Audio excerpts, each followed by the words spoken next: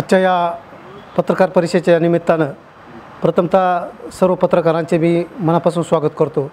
खरं तर आजच्या पत्रकार परिषदेच्या निमित्तानं सन्माननीय विजयराव वाकचौरे, रमेश अण्णा जगताप, चंद्रकांतजी सरोदे, शांतारामजी संगारे, रमेशराव शिरकांडे हे सर्वजण उपस्थित आहे. खरं तर आजच्या पत्रकार परिषदेचा हेतू असा आहे की सालाबादप्रमाणे याही वर्षी विश्वरत्न डॉक्टर बाबासाहेब आंबेडकर यांची जयंती आपण अकोल्यामध्ये साजरी करत आहोत. खरं तर अकोल्यामध्ये जयंती साजरी करत असताना जयंतीचं नेमकं स्वरूप कशा पद्धतीचं असेल ते स्वरूप सांगण्यासाठी सर्व जनतेला माहिती व्हावं या अनुषंगानं आजची पत्रकार परिषद आहे. गेल्या अनेक वर्षापासून विश्वरत्न डॉक्टर बाबासाहेब आंबेडकरांची जयंती अगदी शिस्तीनं आणि चांगल्या पद्धतीची जयंती ह्या अकोला तालुक्यामध्ये साजरी झालेली आहे. तिचं स्वरूप नेमकं या वर्षीचं स्वरूप कसं असेल हे सांगण्यासाठीची आजची पत्रकार परिषद आहे. म्हणून आजच्या पत्रकार परिषदेच्या निमित्तानं सन्माननीय विजयराव वाकचौरे साहेब यांना मी विनंती करतो की आजच्या पत्रकार परिषदेला आपण संबोधित करावं. विश्वरत्न डॉक्टर बाबासाहेब आंबेडकर, छत्रपती शिवाजी महाराज आणि क्रांतीसूर्य महात्मा ज्योतिराव फुले यांचा संयुक्त जयंती उत्सव समारंभ आपण गेल्या अनेक वर्षापासून अकोल्यात साजरा करतो आहे. आदरणीय विजयभाऊ वाकचौरे यांच्या मार्गदर्शनाखाली अत्यंत भरगच्च आणि चांगले कार्यक्रम आपण यापूर्वी आयोजित केलेत. यावर्षी या जयंतीच्या निमित्तानं कार्यक्रम कसे असावेत यासाठी आपण ही पत्रकार परिषद या ठिकाणी आयोजित केली. या पत्रकार परिषदेसाठी उपस्थित आदरणीय विजयभाऊ वाकचौरे, सागरजी शिंदे, रमेश श्रीखंडे, चंद्रकांत सरोदे, त्याचबरोबर शांतारामजी संगारे आणि सर्व उपस्थित कार्यकर्ते बंधूंनो, आपण या वर्षीचा कार्यक्रम कसा असावा याचं नियोजन आपल्याला आदरणीय विजयभाऊ वाकचौरे विस्तारानं सांगतीलच. परंतु यावर्षी आपण जयंती साजरी करीत असताना पंचशील युवक तरुण मंडळ, त्याचबरोबर बौद्ध पंच ट्रस्ट आणि डॉक्टर बाबासाहेब आंबेडकर स्मारक समिती या तिघांच्या संयुक्त विद्यमाने आपण ही जयंती या ठिकाणी साजरी करतो आहे. 13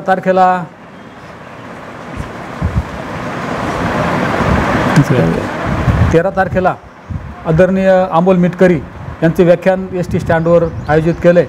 बौद्ध पंच ट्रस्टच्या वतीनं ते होतं आहे. त्याचबरोबर डॉक्टर बाबासाहेब आंबेडकर स्मारक समितीच्या वतीनं 14 तारखेला आपण अभिवादन सभा आयोजित केली आणि त्यानंतर तारीख अजून आपली निश्चित झाली नाही, परंतु कारवाडी या ठिकाणीसुद्धा आपण जयंती उत्सव मोठ्या उत्साहामध्ये साजरा करतो आहे. या कार्यक्रमाचं नियोजन आपल्यासमोर मांडण्यासाठी खरं तर आपण सर्वजण या ठिकाणी उपस्थित आहात. मी जास्त वेळ घेणार नाही, परंतु या जयंतीमध्ये सर्वच थरातील सर्वच नागरिकांनी जास्तीत जास्त सहभाग घ्यावा अशी मी सर्वांना विनंती करतो आणि यानंतर आदरणीय विजयभाऊ वाकचौरे हे आपलं मनोगत या ठिकाणी व्यक्त करतील. विश्वरत्न डॉक्टर बाबासाहेब आंबेडकर,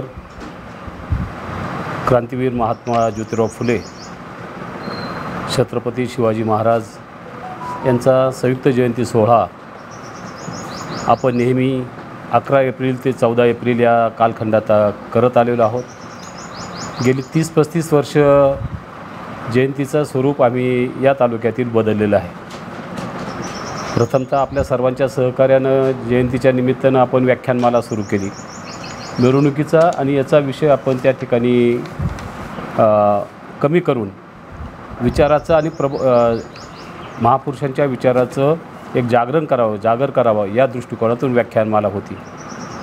आपण सर्वांना माहिती आहे का या व्याख्यानमालेमध्ये तालुक्यातील जे काही सामाजिक राजकीय कार्यकर्ते आहेत, विशेषतः विनय सावंत असतील, त्याचप्रमाणे वसंत मनकर असतील, ही सर्व मंडळी, पत्रकार मंडळी, या सर्वांच्या सहकार्यानं आम्ही 20 वर्ष व्याख्यानमाला आपण चालवलेली आहे. त्यामध्ये मेधा पाटकर आल्या होत्या, बाबा महाराज पंढरपूरकर आलते, कपिल पाटील, स्मिता पानसरे, BG कोळशे पाटील, यमाजी मालकर, हुसेन दलवाई आणि पत्रकारांच्या माध्यमातून आपण रेणुकादास आणि यांच्या सर्वांच्या सहकार्यातून आपण कृष्णप्रकाश आणि विश्वास नागरे पाटील यांना आपण निमंत्रित केलं. त्याचप्रमाणे गोविंद गारे, SJ देशमुख, संघाचे मोरेश्वर पाटीलसुद्धा आपण या ठिकाणी आलते. म्हणजे समाजामध्ये ज्या वेगवेगळे विचाराचे प्रवाह आहेत त्या प्रवाहाचे सर्व प्रमुख या ठिकाणी आणून त्या विचाराची त्या ठिकाणी आपण मांडणी करण्याचा प्रयत्न केला. लोकांना अत्यंत भावलं, खूप मोठा प्रतिसाद त्या सर्व कार्यक्रमाला मिळत आलेला आहे. आणि तालुक्यातील सर्वच शहरातील तालुक्यातील सर्व मंडळी, मधुभाऊ असतील, सासकर साहेब त्यावेळी होते, आपले दत्ता रमेश धुमाळ, अजित नवले, ही सर्व मंडळी या ठिकाणी असायची. पाशा पटेल त्या ठिकाणी शेतकरी संघटनेचे येऊन गेले आणि अत्यंत कसल्या प्रकारचा बडेजाव न करता आपण अत्यंत चांगल्या शिस्तबद्ध पद्धतीनं व्याख्यानमाला चालवली. बाबासाहेबांची जयंती निवड चावडीवर साजरी व्हावी, वस्तीत साजरी व्हावी, यापेक्षा गावाच्या चौकात आणावी, या दृष्टिकोनातून आम्ही हा प्रयोग केला. बाबासाहेबांची जयंती निवड एखाद्या गावात नाही, शहरात नाही, तर अत्यंत पार एकदम वाडी वस्त्यावरती जयंती साजरी होत असते. आणि ती जयंती 14 तारखेपासून तर पार एकदम पावसाळ्यापर्यंत ह्या जयंती सोहळे चालू असतात. आपल्या तालुक्यातसुद्धा आदिवासी पट्ट्यामध्ये जूनपर्यंत जयंती होतात. मुंबईला, पुण्याला असणारी लोक गावाकडे येऊन त्या ठिकाणी ती जयंती साजरी करत असतात. खूप उल्हासात आणि उत्साहात तरुण मंडळी या ठिकाणी जयंती साजरी करत असते. आणि या जयंतीच्या निमित्तानं या तालुक्यात एक वेगळी परंपरा निर्माण करण्याचा प्रयत्न केलेला आहे आपण. आणि हिच्या माध्यमातून प्रत्येक वर्षाप्रमाणे याही वर्षी जयंती आम्ही साजरी करत आहोत. मागच्या वर्षी डॉक्टर बाबासाहेब भीम महोत्सव जयंती समितीच्या वतीनं जयंती साजरी केली. यावर्षी आम्ही ठरवलं का 5 जानेवारीला जो स्मारकाची जागा आहे रासनीचं आपल्या ह्याच्यात महात्मा फुले चौकातली, ती जागा खाली केल्यानंतर त्या ठिकाणी भव्य दिवस जयंती करण्याचा आपला मानस आहे. आणि स्मारकाच्याच वतीनं जयंती साजरी व्हावी अशा प्रकारचा सर्वच तालुक्यातील प्रमुख कार्यकर्त्यांचा विचार आहे. आणि प्रत्येक गावात जयंती आता वस्तीप्रमाणे जयंती साजरी होत असतात. म्हणूनसुद्धा इथे विचार करत असताना आम्ही ठरवलं का जयंती साजरी करत असताना कसल्या प्रकारचे मनभेद राहू नयेत. म्हणून काही जी तरुण मंडळी आहे ती भीम महोत्सव जयंती समिती, बुद्ध पंच ट्रस्ट याच्या नावानं ती जयंती साजरी करतात. पण आम्ही त्यांनाही बरोबर घेऊन आपण रमेश अण्णांनी त्यांनी सर्व प्रयत्न केले होते. पण त्यांनी जयंती स्वतंत्रपणे करण्याचा प्रयत्न जरी केला असला तर आम्ही सर्व बाबासाहेबांच्या जयंतीमध्ये सर्व ठिकाणी सामील होत असतो. वेगवेगळ्या राजकीय पक्षांचे कार्यक्रम असतात त्याही ठिकाणी जात असतो. म्हणून बाबासाहेबांची जयंती, शिवाजी महाराजांची जयंती आणि महात्मा फुल्यांची जयंती एकत्रितपणे आम्ही 14 एप्रिलला करत आहोत. यावेळी मात्र आम्ही वेगळा पायंडा पाडण्याचा प्रयत्न करत आहोत. संविधानाचं अमृत महोत्सवी वर्ष असल्यामुळे आपल्याला प्रत्येक घरात प्रत्येक व्यक्तीला संविधान कसं देता येईल अशा प्रकारचा आपला प्रयत्न आहे.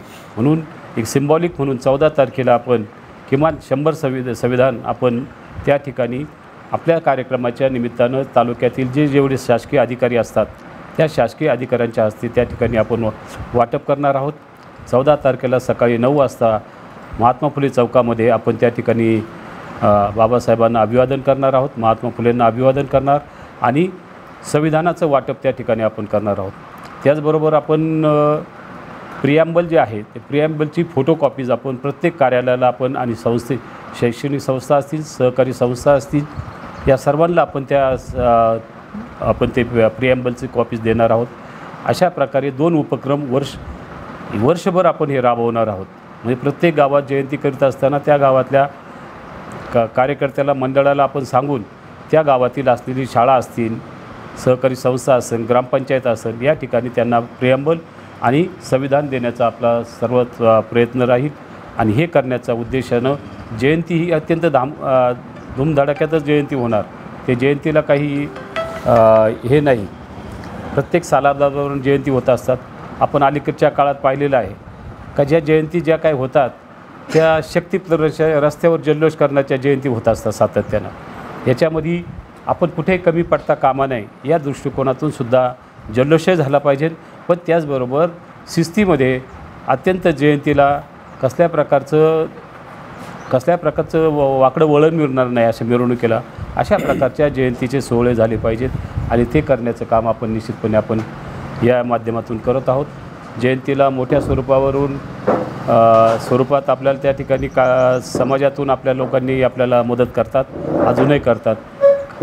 काल परवा कोणीतरी म्हटलं, एका प्रेसमध्ये म्हटलं गेलं का आम्ही वर्गणी काढत नाही. आपण एक लक्षात घेतलं पाहिजे, गावचा सप्ताह जरी असला, गणेश उत्सव असला किंवा देवीचा एखादा उत्सव असला, जत्रा असली, या सर्व गोष्टींना आपल्याला लोकांचा सहभाग म्हणून ते पैसे देत असतात. व ती काही अशी काही खंडणी किंवा वर्गणीला जबरदस्ती वगैरे असं काही नसतं.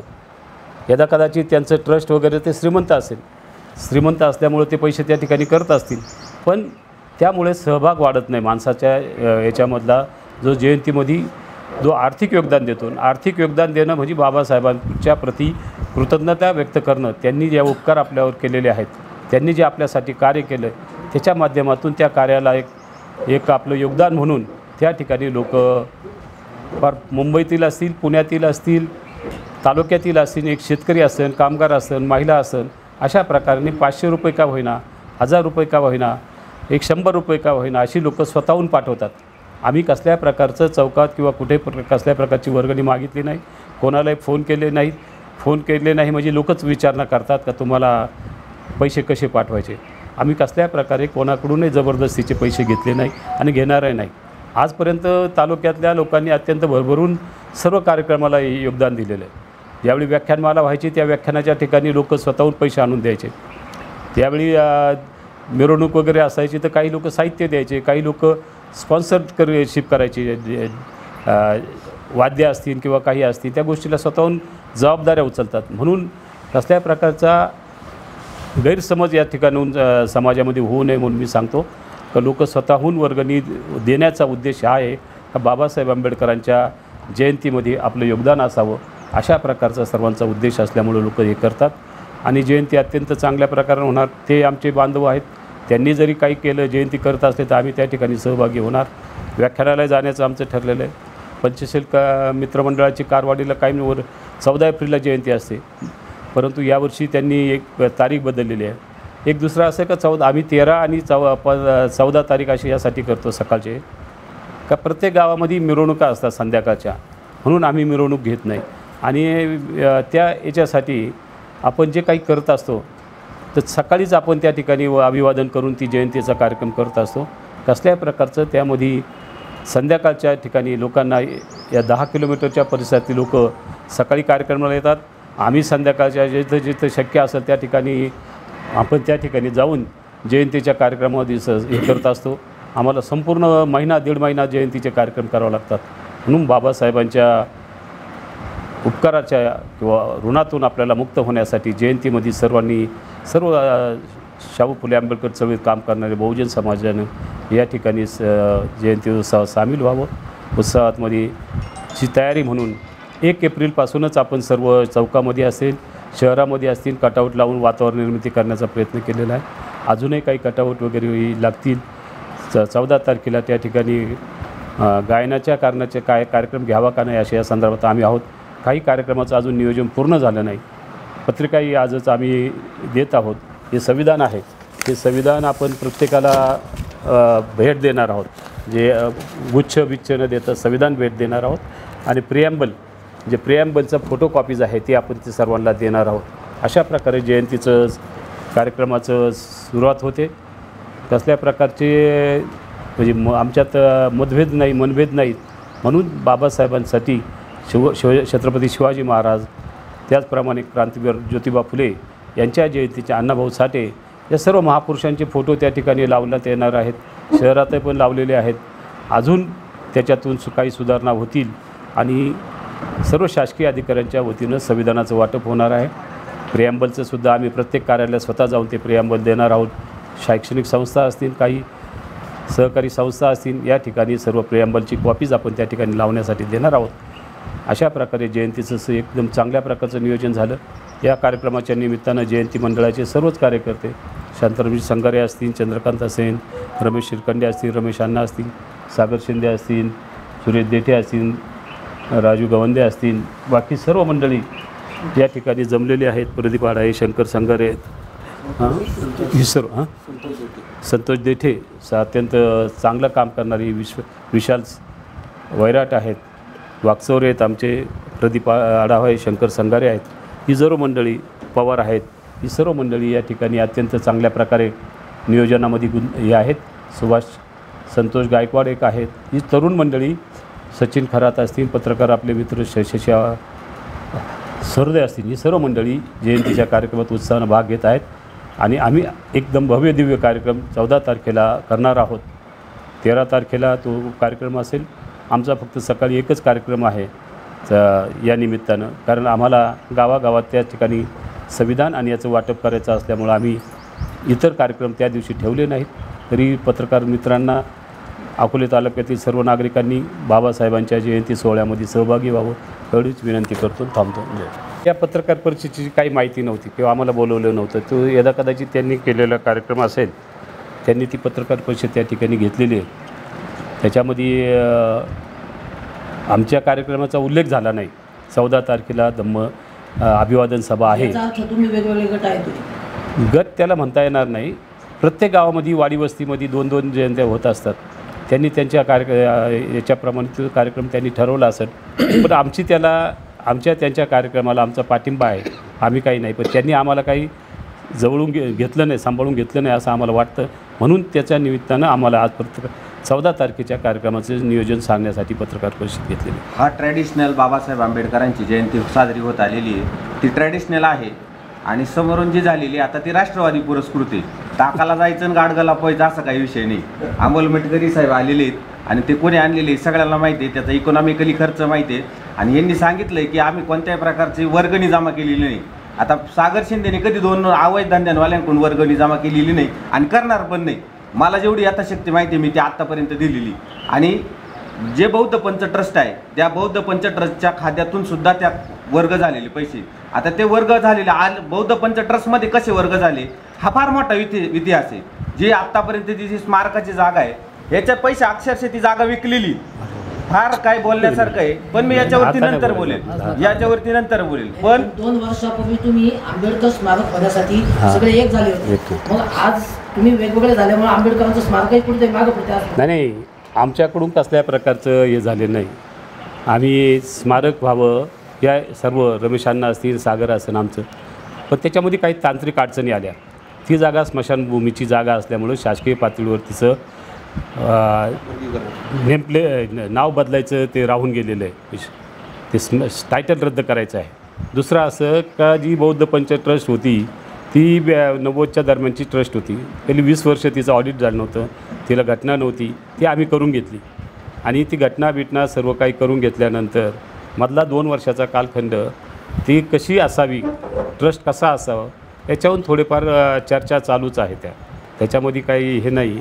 परंतु एकीकडे ट्रस्ट ओढण्याचं काम, पण ती जागा बौद्ध समाजाची आहे. एखाद्या विशिष्ट गावातील लोकांची ती जागा नाही, सर्व तालुक्यातील बौद्ध समाजाची जागा आहे. त्या ठिकाणी स्मारक व्हावं अशा प्रकारची सर्व तालुक्याची इच्छा आहे. त्यासाठी सर्व नियोजन झालेलं आहे. आर्थिकसुद्धा नियोजन होऊ शकतं. सर्व गोष्टी झालेल्या आहे. पण काही थोड्या मतभेद म्हणा, काही म्हणा, पण काही गोष्टी राहिल्यात. ते आमचं पॅचअप करण्याचं काम चालू आहे. ते पॅचअप झाल्यानंतर निश्चितपणे स्मारक त्या ठिकाणी उभं राहील. त्यांनी काय त्यांचा रोल आहे ते त्यांनी तपासावं. पण ही जागा एकूणपणे समाजाची जागा असल्यामुळं आणि समाजाच्या रेट्यामुळं ती जागा खाली झाली. यांच्याकडून 40 वर्ष झाली नव्हती. 40 वर्ष समाजानं दुर्लक्ष केलं होतं. परंतु ज्यावेळी आम्ही पुढाकार घेतला, सागरभाऊ असतील, रमेश अण्णा असतील किंवा तरुण वर्ग मित्र असतील, सर्व कार्यकर्ते यांनी त्या जागेला खाली करावे म्हणून जे मोर्चाचं आम्ही आयोजन केलं, त्या मोर्चाचा यशस्वी परिणाम म्हणून ती जागा खाली झालेली आहे. आता त्याच्यात काही कालखंड फार लागणार नाही. त्यांनी आमच्याशी बसून किंवा त्यांची मागणी आहे की आमची जागा आहे. हा प्रश्न आमच्या अंतर्गत आहे. परंतु आम्ही निश्चितपणे बाबासाहेबांचं स्मारक लवकरात लवकर आता हे जयंती झाल्यानंतर या विषयावर आम्ही बसून ते स्मारक उभं करण्याचा पूर्णपणे प्रयत्न करणार आहोत. ती काही अडचण नाही. अण्णांना बोलायचं. अरुण भाऊंची पत्रकार परिषद झाल्यानंतर आम्ही पुन्हा एकत्र बसलो आणि मी अरुण भाऊंची चर्चा केली. तर त्यांचं काही अशामध्ये दुमत नाही आहे की वेगळ्या वेगळ्या प्रकारच्या जयंत्या आपण कराव्यात. कारण त्यांचं हेच मत आहे की आपण त्यांचाही विचार तोच आहे की आपण हे एकत्र राहूनच हे सगळं यानंतरचं काम करायचं आहे. तर त्यांनीसुद्धा ही मान्यता दिली की आपण याच्यापेक्षा वेगळं काही नाही आहे, तुम्ही जे कराल त्याच्याबरोबर आम्ही सामील आहेत, अशी त्यांची मानसिकता झालेली आहे. परंतु ती पत्रकार परिषद होऊन गेल्यानंतर आपल्याला थोडी शंका आली म्हणून आपण त्यांच्याशी चर्चा केली. तर ते आपल्याबरोबर आहेत. त्याची इथं काही आमचं कोणाचं दुमत नाही किंवा वेगवेगळे गट नाही आहेत. आपण 3 जयंत्या साजऱ्या करीत असतो. त्या गेल्या अनेक वर्षापासून होतातच. विजूभाऊ गावात करतात, आम्ही कारवाडीला वस्तीवर करतो, त्यांची तिथं वस्तीमध्ये असते. छोट्या छोट्या स्वरूपात असतात, परंतु जयंत्या सगळीकडे होतात. आम्ही मात्र निर्णय यावेळेस असा घेतला की बाकी ठिकाणी कुठं करायची नाही आणि एकत्रच करायची. परंतु तरी देखील त्याला थोडंसं हे स्वरूप आलं आहे. परंतु आम्ही पुन्हा हे एकत्र येऊन हा कार्यक्रम आम्ही व्यवस्थित करणार आहे. आणि स्मारकाच्या बाबतीमध्ये कुणी शंका घेऊ नये, कारण एकत्र असल्याशिवाय हे होणं शक्य नाही. ते करू शकत नाही, एकत्र आम्ही करू शकत नाही.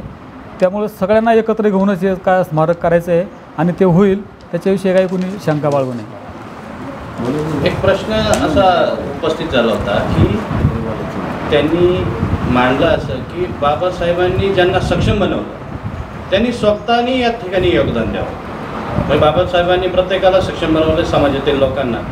परंतु वर्गणी कोणाकडून न काढता आम्ही स्वतः आमचे सगळे सदस्य एकत्र आलो आणि आम्ही आमच्या स्वतःच्या वर्गणीतून कार्यक्रम आम्ही करतोय. मग हाच प्रश्न या ठिकाणी उद्भवत आहे. एक स्मारक व्हावं हाच प्रश्न आहे. स्मारक व्हावं म्हणून तुम्ही सर्वजण एकत्र आलात, मग जयंतीसाठी वेगवेगळ्या पत्रकार परिषद का? त्या खोलात आपल्याला जायचं नाही आहे. परंतु विजूभाऊनी विस्ताराने मांडले. वर्गण्यांच्या बाबतीत जी चर्चा झाली, तो वर्गणी जमतात किती, खर्च होतो किती, याचा ताळमेळ कोणी पाहत नाही. वर्गणी जर 100 रुपये जमली तर 150 रुपये खर्च येतो आहे. आणि हे गेले अनेक वर्षापासून आम्ही अनुभवतो आहे. विजूभाऊ स्वतः खर्च करतात, मी माझ्या ठिकाणी स्वतः जास्त झालेला खर्च करतो. हे तर करावंच लागतं. आणि यात्रा उत्सव जे काय असेल आपल्याकडे सार्वजनिक कार्यक्रम होतात, ते जे सार्वजनिक कार्यक्रम हे वर्गणीशिवाय होत नाहीत, हे आपण पाहतो आहे. आणि विजूभाऊनी सांगितल्याप्रमाणे वर्गणी देणं म्हणजे आपण त्या उत्सवामध्ये स्वतःहून सामील होणं हा एक प्रकार असतो. म्हणून वर्गणी घ्यावीच लागती.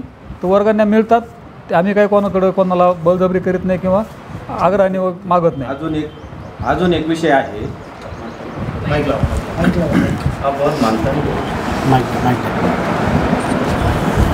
अजून एक विषय आहे की खरं तर बाबासाहेब एका ठिकाणी म्हटले होते का मुझे इन पढे लिखे लोगों ने धोका दिया. खरं सांगायचं ह्या तालुक्यातल्या पत्रकार परिषद आहे, पण तरी पण मी थोडंसं भावनात्मक बोलतो की खरं सांगायचं ह्या तालुक्यामध्ये किती शिक्षक आहेत, किती गव्हर्नमेंट लोक आहेत. जवळजवळ 500-600 लोक हे नुसते शिक्षक आहेत आणि अदर गव्हर्नमेंटला पण भरपूर आहेत. म्हणजे जवळजवळ 2-2.5 हजार लोक असतील. यांनी स्वतः आत्मपरीक्षण करायचं का आपण किती रुपये बाबासाहेबांच्या जयंतीला देतो, हा पहिला प्रश्न आहे. दुसरी गोष्ट जे म्हणतात ना की त्यांनी स्वतःहून पुढे यायचं ना असं करायचं तसं करायचं, हे लोकांनी आत्तापर्यंत कधीही वर्गणी दिलेली नाही, तुम्हाला खरं सांगतो. तिसरी गोष्ट, अरुण रुपवते साहेबांनी आत्तापर्यंत म्हणजे डोनाल्ड ट्रम्प आणि हे जे बराक ओबामा यांना राष्ट्राध्यक्ष करायला जेवढ्या मिटिंगा झाल्या असत्या ना त्याच्या प्लस किती बैठका आमच्या झाल्या असतील आदरणीय अण्णांनी आणि भाऊंनी. किती वेळा याच्यामध्ये मध्यस्थी केली, पण मार्ग निघाला तो शून्य. ना स्मारकाचा विषयाचा पुढं गेला, ना बौद्ध पंचट्रस्टचा पुढं गेला, नाही आत्तासुद्धा तुम्हाला सांगतो म्हणजे ताकाला जायचं गाडगाला पाहायचं, खायचे दात वेगळे दाखवायचे दात, सदैव हीच भूमिका राहिलेली. आम्हाला आम्हाला त्या दिवशी आमची बैठक झाली आणि त्यांनी सांगितलं की आपल्याला एकत्र जयंती करायची, सगळी वर्गणी असेल तीसुद्धा एकत्र करून आपण डिस्ट्रीब्युशन करू. अचानक आम्हाला कळलं का आता पत्रकार परिषद झाली, तेव्हा कळलं आम्हाला का असं आहे. आणि किती इतकं खोट्यारडेपणाचा कळस असतो ना तर बस कधी बस. ह्या गोष्टी खरोखर ह्या मतभेदाच्या वाढतात, पण इतकं वाईट वाटतं या गोष्टीचं की एकात एक नाही बापात लेक नाही ना, ही भूमिका आम्हाला कायम लक्षात येते. पण भाऊंनी त्यांनी जी काही जयंती सुरू केलेली, अनेक मोठ्या वक्त्यांना आणून ही जयंती सुरू केली आणि त्या जयंतीचं स्वरूप आत्तापर्यंत त्यांनी केलेलं आहे. वैचारिक जयंती कशी तर आज बघा आपण प्रिॲम्बलचं वेगवेगळे प्रत्येक संस्थांना, प्रत्येक ऑफिसच्या बाहेर प्रत्येक अधिकाऱ्याला संविधानाची प्रत, ही एक वैचारिक जयंती. म्हणून माझी एक विनंती की खरोखर या सगळ्या नेत्यांनी एकत्र यावे. ही जी माझी एकट्याची भूमिका नाही, स्मारकाच्या बाबतीत प्रचंड वाद आहे. रेणुकादास सर असतील, तुम्हाला सगळ्यांना सांगतो प्रचंड वाद आहेत, पण एकदाही याच्यातून मार्ग निघालेला नाही. तुम्हाला सांगतो स्मारकाच्या बाबतीत पूर्ण कलेक्टर ऑफिस म्हणजे इथून मंडलाधिकाऱ्यापासून तर कलेक्टर ऑफिसपर्यंत प्रत्येकाचे आदेश आलेले का याचं नामकरण करून आणि यांना वर्ग करण्यात यावं. पण रुपवते कुटुंबामधून एकाही माणसाची मानसिकता नाही का तालुक्यातले माणसांना सामावून घ्यावं, अजिबात मानसिकता नाही. आजही 15 लोक त्यांना असं वाटतं का 15च्या 15 आमचे घ्यावेत, बाकीच्या कोणीच नको आहेत. म्हणजे अनेक गोष्टी आहेत, पण ह्या सगळ्या नेत्यांनी एकत्र यावं बाबासाहेब आंबेडकरांच्या जयंतीच्या निमित्ताने. यांनी एकत्र बसावं आणि समाजाला सांगावं का स्मारक होणार आहे का नाही होणार आहे, आणि बौद्ध ट्रस्टमध्ये तुम्ही बाकीच्यांना घेणार आहेत की नाही घेणार आहेत. धन्यवाद. एक विषय राहिला का व्याख्यानमाला आम्ही का करत नाही, का व्याख्यानाचा विषय आता असं झालं आहे का त्या याच्यासाठी व्यक्तीच मिळत नाही.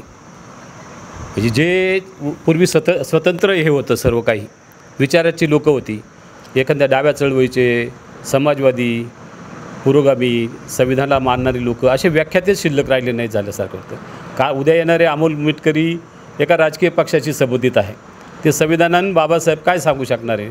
आमच्यासारख्या कार्यकर्त्यांची सुद्धा आमची गोची आहे का आपण विचारधारा सर्व राजकीय सामाजिक विचारधाराची सरमिसळ झाली. त्यामुळं व्यक्तिगत कार्यकर्त्याला बाबासाहेब आंबेडकरचा विचार कोणता या संदर्भातले संभ्रम निर्माण होतात. म्हणून व्याख्यानाच्या आम्ही आसिम सरोदेला पाहत होतो, आम्ही कन्हैयालालला पाहत होतो, एक मोठा वक्ता आणावा म्हणून असा प्रयत्न होता. एखादा संपादक, एखादा पत्रकार तो जो समाजामध्ये स्वतंत्र मांडणी करतो विचाराची, कोणाच्या याच्यासाठी एखाद्या इझमला म्हणजे एखाद्या कम्युनिझम असेल, सोशलिझम असेल किंवा हिंदुइझम असेल, याला मानणाऱ्याच्या पलीकडे असणारी व्यक्ती बोलवायची व्याख्यानाला असते. पण अमर मिटकरी काय आमच्याच दृष्टिकोनातून फारसा काही मोठा नाही. तो एका राजकीय पक्षाचा बरोबर कार्यकर्ता आहे. पूर्वी त्याची स्वतंत्र मांडणी होती, पण आता ऐकण्यासारखं फारसं काही त्याच्याकडून आहे असं आम्हाला वाटत नाही. म्हणून आम्ही त्यांना सांगितलं होतं वक्ता बदला, का जे एक राजकीय कार्यकर्ता नको आहे. राजकीय कार्यकर्ता आल्यानंतर त्याला हे होतं. तुम्ही जर व्याख्यानमाला रेणुकादास आहेत, आपला अध्यक्ष आणि दुसरं वक्ता दोनच आपण स्टेजवर बसवायचो. पिचड साहेब स्वतः अध्यक्ष असताना जे गोविंद गारे चं व्याख्यान होतं आदिवासींचं, 1.5-2 तास बसले होते. म्हणजे क्षमता असते किंवा त्यांनी स्वतः मला सुचवलं होतं. मधुभाऊंनी काही वक्ते सुचवले होते, की ती वक्ते समाजाचे एक विशिष्ट वर्गात काम करणारे होते. असं आताच्या याच्यातमध्ये वाटत नाही. त्यामुळं व्याख्यान एखाद्याने येऊन आपल्याला समाजाला शिकवावं. आणि समाज काय सुधारायला तयार नाही. न कीर्तनानं सुधारतोय, न भाषणानं सुधारतोय, कशानं सुधारायला तयार नाही. लोकांची मानसिकता, तरुणांची मानसिकता प्रचंड उत्सव साजरा करणे किंवा धार्मिक याच्यामध्ये सर्व हे होतं आहे. अशामध्ये धर्मनिरपेक्ष व्यक्ता मिळणंसुद्धा एक अवघड गोष्ट झाल्यासारखी झालेली आहे. म्हणून आपला विचार आहे का संविधानच्या प्रती संविधानाचं प्रिॲम्बल हेच याच्यातूनच आपल्याला लोकांपर्यंत जाता येईल, त्यांचं मत परिवर्तन करता येईल असा एक तो विचार आहे. तरी जरी सागर भाऊंनी काही भावना व्यक्त केल्या असल्या, तो सार्वत्रिक संताप आहे आमचा का या ज्या घटना घडतात. पण आम्ही ठरवलेलं आहे, रमेश अण्णा असेल, मी असेल, याच्यातून मार्ग काढून त्या ठिकाणी आपण आपले सर्वांना बनवून बाबासाहेबांचं स्मारक बनवणं हे आमचं सर्वांचं स्वप्न आहे. आणि ते पूर्ण करणार. 1 महिना 2 महिन्यात तुम्हाला त्याचा रिझल्ट दिसेल. सागरनं भरपूर चांगलं काम केलेलं आहे. जिल्हा अधिकाऱ्याची ऑर्डर तयार आहे, त्याचे टायटल रद्द करण्याची ऑर्डर तयार आहे. संस्था नसल्यामुळं ते त्या ठिकाणी झालेलं आहे. आमचं म्हणणं होतं का स्मारक बौद्ध पंच ट्रस्ट आणि स्मारक समिती एकत्रितपणे आपण हे करावं आणि त्यांच्या माध्यमातून करावं. दुर्दैवानं झालं नसतं तरी पण भविष्यात आम्ही ते करून घेऊ. एक त्या ठिकाणी सांगायचं राहून गेलो होतं, करूया. जिल्हाधिकाऱ्यांचा आदेश रेडी आहे. जिल्हाधिकारी आदेश काय देतात का संबंधित याचा स्वरूप अहवाल तयार झाला आणि तो अहवाल मंत्रालयाला सदस्य केला आहे का संबंधित जागा ही बौद्ध समाजाची आहे. या जागेचा वापर स्मशानासाठी होत नाही, जागा मध्यवर्ती ठिकाणी आहे. त्यामुळं इथं जे काही उभं राहू शकेल एखादी संस्थात्मक शहराला शोभा येईल अशा प्रकारची हे करण्यासाठी जागा एखाद्या संस्थेला देण्यास काही हरकत नाही. त्याच्यामध्ये आमच्या कलेक्टरने दिलं. हो, इथला पण अहवाल गेलेला आहे. एक महत्त्वाचं फक्त सांगतो त्याच्यात, तुम्ही जो विषय मांडला खरं तर हे सगळं मिसमॅच वेगळं होतं आहे. पण तुम्हाला सांगतो, तुम्ही जो प्रश्न केला मुळात जेव्हा ठरलं ना की आपल्याला स्मारक तयार करायचं, त्यावेळेला सगळ्यांना घेऊन करायचं. सगळ्यात पहिली भाऊंची भूमिका होती, सगळ्यांना घेऊन करायचं. पण ज्या वेळेला कागदपत्र रंगवायची वेळ आली तर मी मंत्रालयापर्यंत गेलो, मंत्रालयातून सगळं वरतून खाली आणलं. आणि आम्हाला सगळ्यांना असं वाटलं होतं की सागर शिंदेचं नाव आहे ना त्याच्यात, मग सागर शिंदेचं नाव त्याच्यात आहे हे डिसाईड झाल्यानंतर मी सह्या केल्या ना त्याच्यावरती प्रमाणपत्रावरती, आणि अर्जदार म्हणून कोण राहिला, मी राहिलो. पण ते सगळं शिजून माझ्या नावाने आलं कलेक्टरपर्यंत. इथं मंडल अधिकारी, तहसीलदार, तलाठी यांनी सगळ्यांनी सर्वे केली. त्याच्यावरती नगराध्यक्ष, नगरसेवक यांच्या सह्यात, आणि हा परत अहवालावरती गेला. आणि जेव्हा सगळी मंजुरी झाली आत्ता, तर मी बौद्ध पंच ट्रस्टचा भाग नाही ना. आपण लेटर हेड बौद्ध पंच ट्रस्टवर दिलं, पण त्याच्यावर सह्या माझ्या आहेत आणि आता ते नावाने माझ्या आलं. पण आता त्यांचं अशी म्हणणं आहे का आम्हाला रुपवतेंचाच ट्रस्ट करायचंय, म्हणून ते आता सगळं पेंडिंग आहे. बौद्ध समाजाला डावलून त्यांना वैयक्तिक करायचं. हे त्रिवार सत्य. तो विषय थोडा बौद्ध पंच ट्रस्ट आणि स्मशानभूमीची जागा हे नेमकं काय? त्याच्यावरती टायटल पूर्णपणे क्लिअर झालेलं नाही. त्याच्यावरती बौद्ध पंच ट्रस्ट वरती बौद्धांची स्मशानभूमी असा उल्लेख आहे आणि असा उल्लेख आहे. ट्रस्टचा काय विषय आहे? नाही मग बौद्ध पंच ट्रस्ट त्यांनी इस्टॅब्लिश केलेली ना पूर्वी, आणि त्याच्यावरती स्मशानभूमीची जागा हा धर्मदाय आयुक्ताकडे त्याच्यावरती नोंद आहे स्मशानभूमीची जागा म्हणून. 7/12चा उतार आहे का सिटी सर्वेचा उतार आहे? नाही 7/12 पण आहे, सर्वे नंबर आहे त्याला, सगळ्यात शेवटचा सर्वे नंबर त्याला पडलेला आहे. सिटी सर्वेची आपण आणि आपण त्याची नोंद पण केली आता. हो सिटी सर्वेला. नाव काय आलं त्याच्यावर? मग त्याच्यावर आता स्मशानभूमीच येईल ना. आणि टायटल रद्द करण्याबाबत आपण बौद्ध पंच ट्रस्टच्या नावाने, कारण हे म्हटले होते ना तुम्हाला सगळ्यांना पंच ट्रस्टमध्ये घेऊ, त्याचा चेंजिंग रिपोर्ट करू आणि आपण तो सबमिट करू, म्हणजे आम्ही त्याचा पार्ट होऊ. पण त्यांनी आम्हाला नुसतं झुलवतच ठेवलं. आता जशी काल पत्रकार परिषद घेतली ना कोणाला न सांगता, आपण एकत्र करू आणि अचानक पत्रकार परिषद आली. तसंच झालेलं आहे. आपण एकत्र करू अचानक त्यांनी अख्खे रुपवते एकत्र केले आणि त्याची चेंजिंग रिपोर्ट दिला. आता मी त्याला अपील केलेलं आहे. त्या जागेचा उतारा, त्याची खरेदी विक्री हे सगळं कागदपत्र मी काढून त्याला अपील केलेलं आहे. आता मग यांची भूमिका नाही ना. मग आता परत त्यांनी रमेश अण्णांबरोबर त्यांनी भाऊंबरोबर बसून त्यांनी सांगितलं का तुमचे 10 घेतो, म्हणजे आमची मॅजॉरिटी राहिली पाहिजे. ही भूमिका त्यांची 100% कायम ठेवतात ते. म्हणजे असा फार कायदेशीर आणि किचकट विषय तो. पण सदैव वेगळी भूमिका मांडायची, एकत्र इथं 4 चौघात वेगळं बोलायचं आणि इंडिव्हिज्युअल भूमिका सगळ्याला धरून त्यांच्यात घेऊन आणि परत वेगळी मांडायची. याच्यामुळं प्रचंड संदिग्धता आहे. मार्काच्या बाबतीत आम्ही 1 महिन्यानंतर कागदपत्राचं पत्रकार परिषद घेऊ, त्यावेळी ती करू. आता सध्याच्या जयंतीचा विषय आहे, जयंती आम्ही सर्व मिळून साजरी करू, त्याच्यामध्ये कसल्या प्रकारचं दुमत नाही. जयंतीच्या बाबतीत जे काही झालं असेल काल परवा, त्या सर्व गोष्टी आपण विसरून जाऊया आणि स्मारकाच्या बाबतीत नंतर बोलता येईल आपल्याला. आज या ठिकाणी प्रथम मी सर्व पत्रकार मित्र, सर्व प्रिंट मीडिया यांचे प्रथम मी स्वागत करतो आणि आभारही मानतो. आज आपल्या तालुक्यामध्ये महामानव डॉक्टर बाबासाहेब आंबेडकर यांच्या जयंतीनिमित्त आपण ही पत्रकार परिषद घेत आहोत. संयुक्त जयंती छत्रपती शिवाजी महाराज असतील आणि त्या सर्व जयंतीच्या निमित्तानं आपण या ठिकाणी पत्रकार परिषद आयोजित केली आहे. ही पत्रकार परिषदेच्या निमित्तानं आपण या ठिकाणी आता ज्येष्ठ वक्त्यांनी, ज्येष्ठ कार्यकर्त्यांनी या ठिकाणी मनोगत व्यक्त केलं आहे. परंतु याही पलीकडं अकोले तालुक्यातील समाजाच्या वतीनं आणि समाजाने ज्या वेळेला 5 तारखेला या ठिकाणी अतिशय सगळा समाज एकत्र होऊन ज्या गोष्टी करायच्या असतील, तर तालुक्यात जी नेतेमंडळी आहे आमची, त्यांच्याकडे पाहण्याचा, सर्वसामान्य नागरिकांचा, सगळं तालुक्याचा त्यांच्याकडे पाहण्याचा दृष्टिकोन चांगला आहे.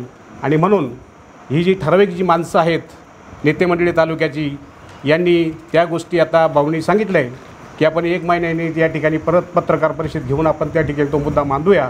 परंतु समाज तुमच्या, सगळा तालुका तुमच्या बरोबर आहे आणि समाज विचारतोय स्मारकाचं काय झालं, जयंती कधी आहे, अकोल्या जयंती कशी करायची, या सर्व समाज बांधवांनी, सर्व बाबासाहेबांच्या पायीक असलेल्या सर्व नागरिकांचे विचार या ठिकाणी आता थोडे विचारतायत ते की स्मारक कधी होणार आहे. म्हणून आता या ठिकाणी भाऊंनी सांगितले 1 महिन्याने त्याच्यावर आपण तोडगा काढू.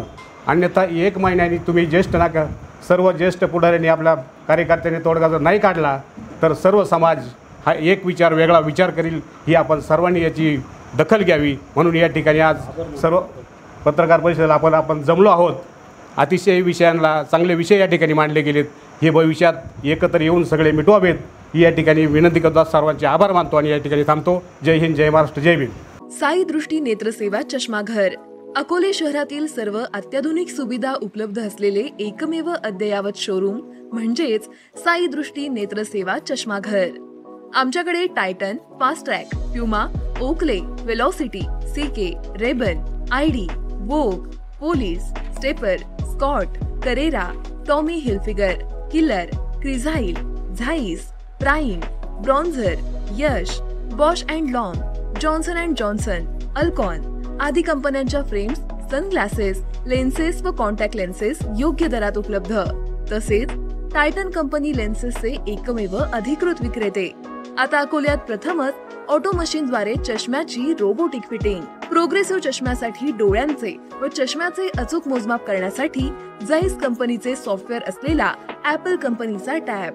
तज्ज्ञ ऑप्टोमेट्रिस्ट कडून कॉम्प्युटरद्वारे डोळ्यांची मोफत तपासणी, डोळ्यांची मायक्रोस्कोपिक तपासणी, काच बिंदूचे अचूक निदान करण्यासाठी डिजिटल टोनोपेनद्वारे डोळ्यांचे इंट्राऑक्युलर प्रेशर मोजणे, पॅकीमीटरद्वारे बुबुळाची जाडी मोजणे, कॉन्टॅक्ट लेन्सेसच्या अचूकतेसाठी कॅरेटोमीटरद्वारे बुबुळाचं मोजमाप करणे आदी अत्याधुनिक सुविधा उपलब्ध असलेले अकोले शहरातील एकमेव चष्माघर.